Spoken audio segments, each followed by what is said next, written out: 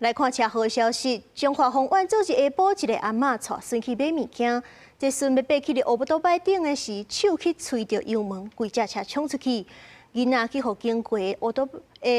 笨掃車交過，不幸死亡。監視器翕到姓陳的查某人來到肥料行，打買肥料準備要離開，互伊7歲孫仔先爬起無關電的烏托邦，結果煞去吹到油門，雄雄衝出去，人甲車倒去了後，無佇安全帽的查甫囡仔，拄好互豐原鄉公所笨掃車對頭甲交過，當場死亡。有哭了啊，沒有辦法，後悔莫及。阿媽是講肥料在就要行啊嘛，囡仔抱去了，對只吹了，唔知怎麼走去。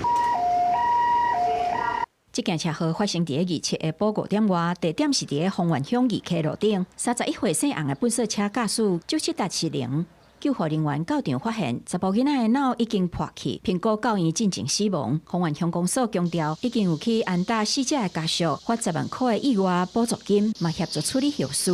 警方是認為，姓陳的查某人甲姓洪的笨掃車駕駛涉嫌刑法過失使人死亡的罪嫌，移送中華地檢署偵辦。乙同遇上外婆所騎乘之機車，因不慎誤觸油門致機車爆衝，被放映箱公所垃圾車碾壓過女童頭部，不幸身亡。大人先坐在摩托車上面，請握把，然後再請小孩子從背後，就是說從後面來上車這樣子。當小孩子坐定了之後，我們再發動引擎來騎乘。